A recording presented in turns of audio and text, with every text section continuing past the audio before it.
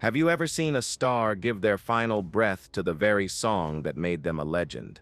It sounds impossible, like something out of a tragic movie, yet for several black performers, the stage that once crowned them with glory became the place where their stories ended forever.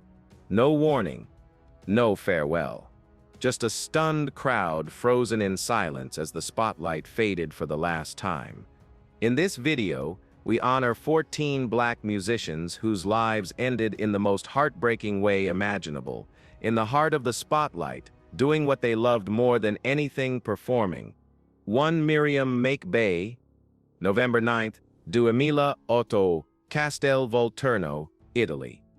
The lights dim, the crowd rises, and onto the stage steps a titan of history. Miriam Makeba, Mama Africa, the voice of a continent, the soul of a revolution, the woman who carried an entire people's pain and hope inside her songs. At 76, she moves with a grace that defies time. Her presence alone commands silence. This night isn't about fame, applause, or nostalgia. It is about courage. She is here to stand with Italian writer Roberto Saviano, a man living under constant police guard for exposing the ruthless grip of the Camorra in his explosive book Gomorrah. Few artists would dare appear, but Makeba always walked where justice needed her. The first notes of Pata Pata glide into the air. The crowd sways, young, old, Italian, African, united in rhythm. Her voice, still warm and unmistakably hers, fills the night like a blessing. For a moment, she is 20 again, radiant, fiery, unstoppable. Applause crashes over her like waves. She smiles, receiving every ounce of love, every shout of gratitude. She had spent decades exiled for speaking truth to apartheid, stripped of her homeland, her passport, her comfort, yet she never stopped singing. Music was her weapon, her refuge, her rebellion. And then it happens, sudden, sharp, unforgiving. As she steps off stage, her heart falters. The rhythm that once carried nations through darkness slows, then stops. She collapses. Paramedics rush her to a small local clinic, but destiny has already taken its course. A massive heart attack ends the life of one of the most powerful voices the world has ever known. It is breathtaking in its poetry and devastating in its finality. For decades, she had vowed, "I will sing until the day I die." And she did, literally. Her final performance was not merely a concert, it was a war cry. A love letter to justice. A farewell whispered through melody. Miriam Makeba did not fade away. She exited the world on a high note, fierce, brave, unforgettable, leaving behind a silence that still aches. 2. Papa Wemba. Papa Wemba, the king who died with his crown still shining. Ivory Coast, April 2016. The night pulsed with life at the Festival d'Afrique Urbaine d'Anoumabo. The crowd wasn't simply waiting for music, they were waiting for a moment with greatness. And then he appeared. Jules Shungu Wembadio Pene Kikumba, Papa Wemba, the godfather of Congolese rumba, the high priest of super elegance, the man whose voice had rocked the entire African continent for decades. At 66, he stepped onto that stage like royalty returning to his throne. His suit glowed under the lights, crisp, bold, unmistakably him. His swagger was intact, his charisma undimmed, his voice smooth as velvet yet powerful enough to command thousands. The groove was intoxicating, the band flawless, the atmosphere electric. This wasn't a concert. It was a celebration of a life lifted by rhythm, a coronation of a man who didn't just perform music, he embodied it. Then the unthinkable happened. In the middle of the song, crowd dancing, cameras rolling, hearts wide open, Papa Wemba suddenly faltered, a slight step, a wobble. At first it looked rehearsed, like part of his dramatic stage play, but then he crumpled. The dancers froze mid-movement. The music screeched to a halt. Confusion rippled through the arena like a cold wind. Within seconds, panic took over. Paramedics rushed the stage, fans held their breath. But deep inside, a terrible truth was forming: the king had delivered his final performance. Later, doctors would call it a seizure. Others whispered heart attack. Whatever the cause, the outcome tore through Africa like a shockwave. A legend had taken his last breath under the festival lights, microphone still in hand. Papa Wemba didn't set fate away. He went out the way only legends do, doing what he loved, giving everything he had left, leaving his soul on the stage. It was heartbreaking. It was stunning. It was tragically poetic. A king singing until his spirit could sing no more. 3. Johnny Watson. May 17, 1996, Yokohama, Japan. The lights shimmer, the crowd leans forward, and the Ocean Boulevard Cafe vibrates with anticipation. On stage stands a man who was never just a musician, Johnny Guitar Watson. The gangster of love, the funked-out Superman of soul. The guitarist whose swagger could outshine the sun. This isn't a nostalgia act replaying old glories. Watson is still a giant, a shapeshifter who reinvented himself across eras.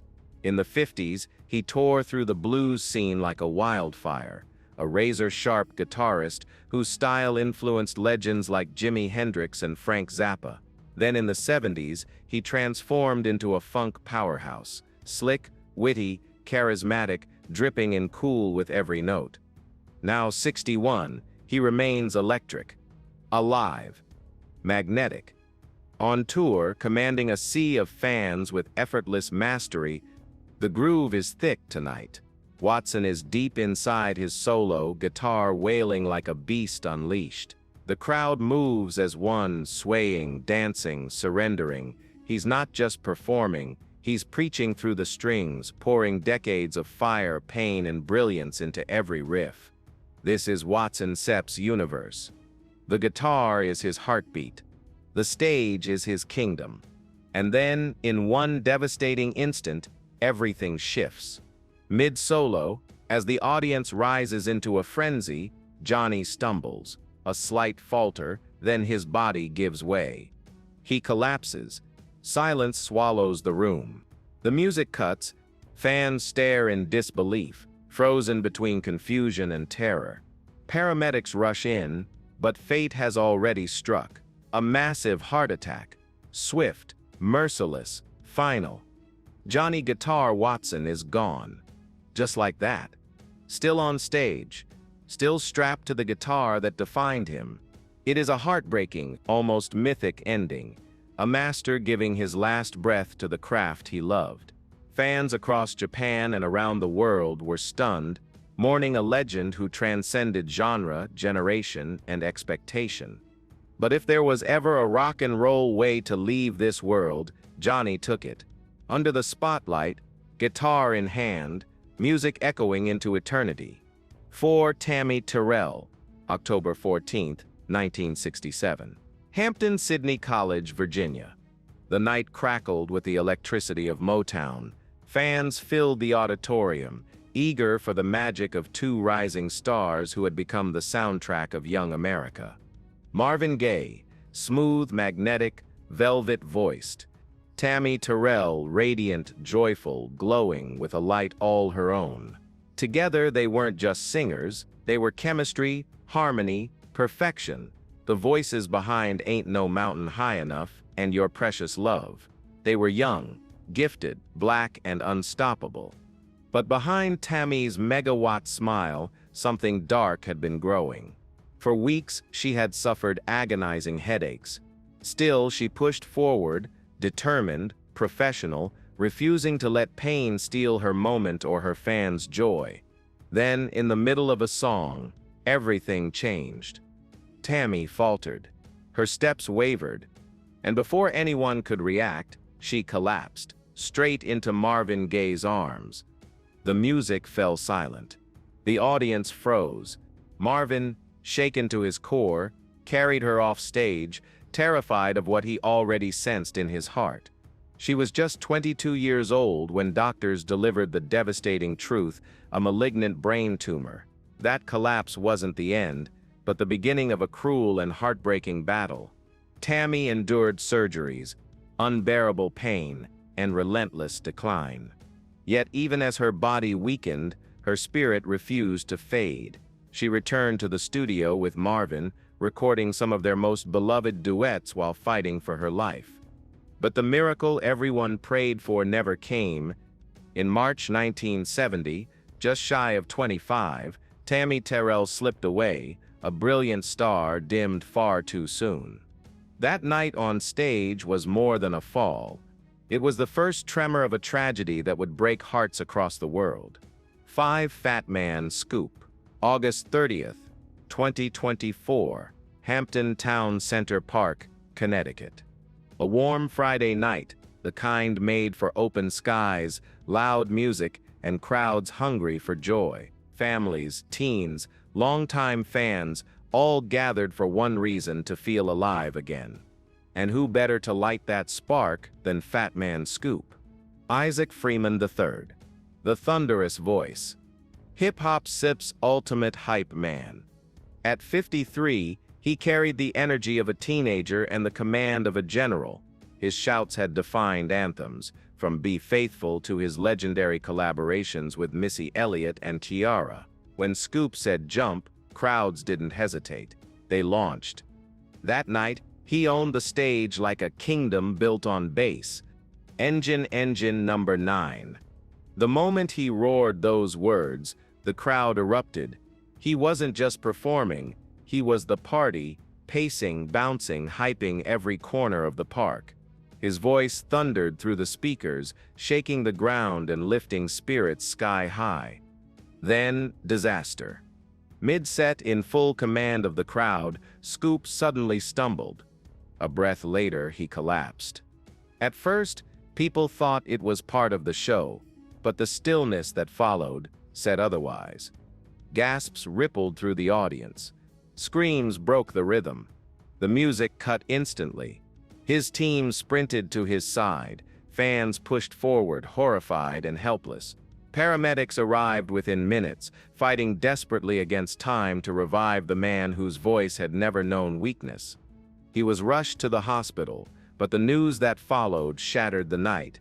Fat Man Scoop, the hype man who could transform a city block into a frenzy, had hyped his final crowd. The official cause wasn't immediately released, but what mattered was the silence that replaced his booming voice, a silence that felt unnatural, heavy, wrong. Those who were there didn't just witness a tragedy. They witnessed the sudden dimming of a vibrant soul. The music stopped that night, and the silence has never been louder. 6 Philip Wynne, July 14, 1984, Oakland, California. Livy's nightclub pulsed with excitement. The lights glowed, conversations buzzed, and every seat, every corner, every inch of the room held people waiting for one thing: the return of soul royalty. Philippe Wynne, former lead voice of the Spinners, the man whose tenor could lift a room off the ground, a performer so electric he didn't just sing, he testified. With classics like I'll Be Around, Could It Be I'm Falling in Love, and The Rubber Band Man, Philippe wasn't just a musician, he was an experience, a whirlwind of charisma, improvisation, and pure ecstatic soul. And on that warm Oakland night, he was unstoppable. The band locked into a deep groove behind him, horns blazing, rhythm section tight. Philippe moved across the stage with the confidence of a man born under the spotlight. Every note soared, every ad-lib sent chills. He had the crowd in his hands, taking them higher, step by step, like a preacher lifting an entire congregation into spiritual flight. Then tragedy struck. Right in the middle of a powerful high note, Philippe staggered. A second later, he collapsed. A massive heart attack took him instantly, silencing his extraordinary voice before the band could even stop playing. For a moment, the nightclub froze, breath held, eyes wide, then panic erupted. Fans screamed, staff rushed the stage, but nothing could change what had already happened. Philippe Wynne was gone. Only 43. still in his prime, still giving joy to a room full of people who adored him. He didn't just sing songs, he brought them to life, painting emotion across every lyric, every run, every breath. And that night, the music world lost one of its brightest flames, live on stage doing exactly what he was born to do. Now imagine another legend, a piano man, taking his final breath with his fingers still drifting across the keys. That story comes next. 7 Tuts, Washington, August 5, 1984. New Orleans, Louisiana, the beating heart of American music, the city where rhythm lives and breathes. The World's Fair 1984 was in full swing, a kaleidoscope of cultures and colors. But in a place like New Orleans, no global celebration is complete until the music takes over. And few carried that spirit more gracefully than Isidore Tuts Washington.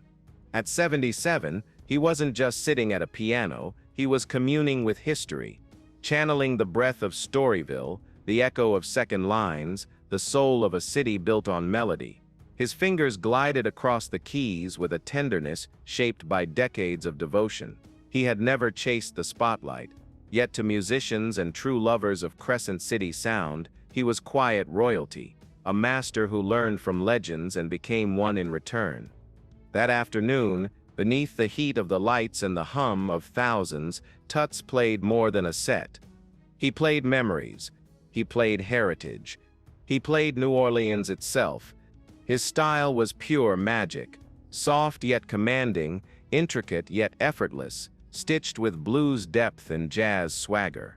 The crowd leaned closer with every rising phrase. Then it happened. Mid-performance, as the melody swelled and the world seemed to sway with him, the piano stopped. A sudden silence, a stillness impossible to miss. Tuts Washington had suffered a heart attack, right there at the keys, in the very act of giving life to the music that had defined him. It was a devastatingly poetic finale. The man who carried the city's musical heartbeat for generations had his own heart give out in the place he loved most. To die mid-song at home, during one of New Orleans' grandest celebrations, it wasn't merely tragedy, it was a final bow steeped in soul. Like the last lingering note of a jazz ballad, his exit became a moment suspended in music, memory, and love. 8. Lee Morgan. February 19, 1972. A brutal winter storm swallowed New York City in white. Snow piled high along the curbs, winds howled through the streets, and the East Village felt like a frozen ghost town. But inside Slugset's saloon, the night was burning. Thick smoke curled toward the ceiling. Glasses clinked. Musicians traded riffs like sparks. And at the center of that firestorm was Lee Morgan, young, brilliant, reborn. He wasn't set just another trumpet player. He was the prodigy who joined Dizzy Gillespie as a teenager, the hard bop architect who helped define a generation with Art Blakey's Jazz Messengers, the hitmaker whose single The Sidewinder had once exploded across America. Morgan had clawed his way back from addiction, rebuilding his life, reclaiming his genius, and on that frigid night, he was playing with the intensity of a man who knew he'd nearly lost everything. He finished a late set, still glowing with adrenaline, lingering in the warmth of the club, brass in hand, laughter in the air. Then she appeared. Helen Moore, his common-law wife. The woman who found him in the gutter, fed him, clothed him, saved him. Their love was deep, devoted, and volatile. The argument started small, then erupted. Sharp words, raised voices. Onlookers weren't sure what sparked it. Those words were swallowed by smoke and alcohol. But the aftermath would be remembered forever. Thrown out of the club during the dispute, Helen returned moments later, carrying the very gun Lee had given her for protection during his darker days.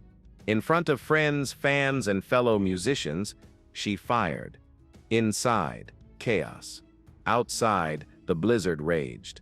Lee Morgan lay bleeding on the floor of the place where he had just made magic. The ambulance fought through snow-packed streets, but the storm won. By the time help arrived, the 33-year-old genius was gone. He didn't die quietly in old age. He died on the battlefield of his art, trumpet still warm from the music he'd poured into it minutes earlier. A love story turned fatal. A masterpiece interrupted. One of jazz's brightest flames extinguished by the very passion that once saved him. 9 Lil Hardin Armstrong. August 27, 1971. Chicago sat beneath a summer sky heavy with grief. The jazz world was still mourning its fallen giant, Louis Armstrong, who had passed only weeks earlier. To honor him, a nationally televised memorial concert unfolded at the Chicago Civic Center Plaza, drawing thousands of fans, musicians, and mourners. Among the performers was the woman who knew him more intimately than perhaps anyone else, Lil Hardin Armstrong. But she was far more than a former wife. She had been his mentor, his musical architect, a pioneering pianist, composer, and bandleader who played a pivotal role in shaping the man the world would one day call Satchmo. That day, she took her seat at the piano, framed by hushed reverence and the relentless gaze of television cameras. The weight of history, love, and loss hung thick in the air. Then, with steady hands and a heart full of memories, she began to play St. Louis Blues, a song deeply woven into their shared story. Her fingers drifted across the keys with grace and precision, conjuring echoes of the past smoky clubs, late-night rehearsals, whispered dreams, and the years when their music moved in perfect harmony. The performance felt like a final conversation between two souls separated by time, but reunited through melody. And then tragedy struck. Mid-song, mid-phrase, Lil suddenly collapsed over the piano. A massive heart attack, swift, devastating, silenced her before anyone could comprehend what was happening. She was rushed from the stage, but within an hour she was gone. Age 73. A life ended the same way it had been lived at the Keys, inside the music, offering her heart to the world. It was heartbreak wrapped in poetry. A farewell inside a farewell, as though fate itself had written the final bar of her symphony. And yet, stories like this don't end with jazz. Imagine a soul singer, fiery, unstoppable, collapsing mid-scream, mid-note, before a nightclub frozen in disbelief. When the music stops like that, something inside all of us goes quiet. 10 Johnny Ace. Christmas Day, 1954. Houston, Texas. While families filled the night with holiday warmth and carols, inside the city auditorium, another kind of magic was unfolding. On stage stood Johnny Ace, born John Marshall Alexander, Jr., a 25-year-old R&B phenomenon whose voice carried the ache of heartbreak and the sweetness of young love. Songs like My Song, The Clock, and Pledging My Love had already made him a star, a haunting crooner who could make an entire room fall silent. But backstage, away from the cheers and applause, a darker scene was forming. During intermission, the mood shifted. Johnny Ace, laughing and relaxed, reportedly picked up a .22 caliber revolver. Some witnesses later said he was fooling around, showing off. Others believed he was playing a reckless game, something dangerously close to Russian roulette. He joked. He grinned. And according to those present, he said words that would echo through music history. "It sits not loaded. Watch this." Moments later, he lifted the gun to his head. Bang. The sound shattered the room. Blues powerhouse Big Mama Thornton, who was nearby, witnessed the horror unfold as the bullet fired, a single round still in the weapon's chamber. In an instant, Johnny Ace was gone. One moment he was a rising star, lighting up a Christmas concert. The next, he was a tragic headline, a life erased by a single senseless act of carelessness. His death sent shockwaves across the music world. This wasn't violence from the outside. It wasn't illness. It wasn't fate. It was a fatal mistake, made in a moment of youthful bravado, leaving behind a legacy of soulful music and a painful, lingering question: Why? 11 Big Joe Turner. November 24th, 1985. Inglewood. The stage lights glowed low and amber, the kind of glow that made blues feel alive. The room buzzed with anticipation as the living earthquake of American music. Big Joe Turner, the boss of the blues, stepped onto the stage. At 74, he was no stranger to this world. From the smoky clubs of 1930s Kansas City to the dawn of rock and roll, Big Joe had shaken generations with his thunderous voice and towering presence. Shake, rattle, and roll, honey, hush. These weren't just hits.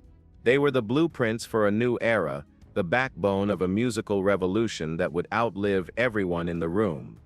And that night, he still had it. His voice was booming, full-bodied, defiant, a force that refused to grow old. The band behind him was swinging hard, brass blazing, rhythm deep. The crowd leaned in, mesmerized as Joe delivered the blues the only way he knew how: loud, raw, unapologetically powerful. Then the world shifted. Mid-performance, in the middle of a shout that could shake a building, Big Joe suddenly crumpled. Silence fell like a curtain. Musicians froze. The audience gasped. He was rushed from the venue to a nearby hospital, but the truth arrived before the sirens stopped. A heart attack. Instant. Final. The voice that had once rattled jukeboxes and ignited dance floors was gone. There was something heartbreakingly poetic, almost mythic, about that ending.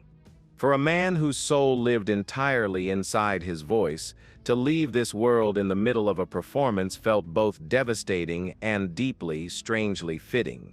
The boss of the blues had made his last call, and the silence he left behind still echoes through every gritty blues growl and every rock and roll riff that followed. 12 Jessie May Hemphill, July 17, 2006, Memphis. Inside the New Daisy Theater, a tribute concert filled the air with memories, guitar lines, and quiet reverence. But the real story, the real ache, wasn't the celebration happening on stage. It was the life being honored. Jessie May wasn't just another name on the program. She was Mississippi Hill country blues royalty, the granddaughter of Sid Hemphill, carrying a lineage carved from dirt roads, juke joints, and the aching heartbeat of the Delta. Her voice wasn't pretty, it was powerful, raw, deep, soul-soaked. A guitar in her hands, a tambourine under her foot, and she could summon generations. She didn't just play the blues, she embodied it. Then came the early '90s. A stroke struck like lightning, paralyzing her left side and stealing the guitar she had carried since girlhood, but it couldn't steal the fire. With one good hand and an iron will, she kept performing, singing with a depth that felt carved from ancient earth. The tambourine still jingled, the spirit still burned. Her final performance didn't unfold in a grand hall or on a festival stage. It happened inside a humble Memphis church, before a small congregation who understood the gravity of her presence. She offered them one last song, a gospel-soaked, trembling testimony from a woman who had known hardship, survival, and grace in equal measure. As she returned to her seat, a second stroke struck, this one devastating. She held on for days, but on July 22, 2006, the blues lost one of its fiercest hearts. That final church performance became her swan song, a last offering of truth, rhythm, and soul. Jessie May Hemphill, who once commanded juke joints with fierce independence, gave her final musical breath in the house of the Lord. There is something achingly beautiful in that. An artist of the earth returning her spirit in a sacred space. Her body fell silent, but her rhythm, her blues, still echoes far beyond those church walls. 13 Jackie Wilson, September 29, 1975. Inside the glittering Latin casino, the air shimmered with anticipation. Every seat was filled, every eye fixed on the stage. Mr. Excitement was minutes away from performing. Jackie Wilson, the human fireball of American soul, The man with the 4-octave range, the acrobatic footwork, the stage presence that would one day inspire Michael Jackson. His voice had powered classics like Lonely Teardrops, Your Love Keeps Lifting Me Higher and Higher, and Reet Petite. When he performed, he didn't just entertain, he detonated. That night, he was part of Dick Clark's Good Old Rock and Roll Review, and the crowd was hungry for the magic only he could deliver. Some say he had just begun Lonely Teardrops, pouring every ounce of soul into the words "My heart is crying," when fate stepped onto the stage. Mid-song, Jackie suddenly collapsed.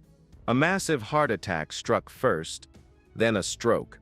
He fell hard, his head hitting the stage with brutal force. The impact inflicted severe, irreversible brain damage. But he didn't die. Not yet. Instead, one of the greatest showmen in music history slipped into a long, devastating silence, a coma that would stretch nearly 9 years. The man who once spun, jumped, slid, and soared across stages now lay bound to a hospital bed, barely able to move, unable to speak, the fire in him trapped behind unresponsive eyes. On January 21, 1984, pneumonia finally claimed him. But in truth, the tragedy had begun that night in New Jersey, when the lights dimmed not with a dramatic final note, but with a slow and cruel fade. Jackie Wilson didn't just fall that night. A piece of America's musical heartbeat fell with him, and the silence he left behind still echoes louder than the cheers that once shook the stage. 14 Wilson Pickett, January 19, 2006. Reston. The wicked Pickett, soul music's wildest, most explosive flame, had just stormed the stage for what no one knew would be the final time. At 64, he wasn't the unstoppable chart dominator of the 1960s anymore, but you wouldn't have guessed it by watching him move. He sweated, snarled, and sang like a man half his age. In the Midnight Hour. Mustang Sally. Land of 10,000 Dances. These weren't just songs.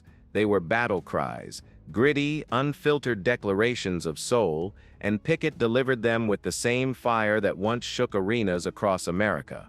When he walked off stage, the crowd roared, electrified by the raw power he still radiated. To them, he looked unstoppable, the same wild comet who had burned across the music world decades earlier. But just behind the curtain, away from the lights and the cheers, everything changed. His heart gave out. He was rushed to a nearby hospital, but the battle was already over. The man whose voice could ignite a room with a single scream had sung his final note. And in a strange, haunting way, it felt like the only ending that fit. Pickett didn't collapse mid-song, but he poured so much soul, so much fury, so much life into that final performance. It was as if the music itself pulled the last spark from him. One final blaze. One final na-na-na-na. One final dance. And with the echo of applause still hanging in the air, the wicked Pickett slipped into legend. These stories aren't just tragedies. They're reminders of the passion, sacrifice, and breathtaking humanity behind the legends we grew up listening to. If you want to keep uncovering the untold truths, the hidden moments, and the final chapters that shaped music history, make sure you subscribe, hit the like button, and turn on notifications. Stay with us, because the next videos will take you even deeper into the lives, mysteries, and unforgettable final moments of the greatest performers the world has ever known. Trust me, you don't want to miss what's coming next.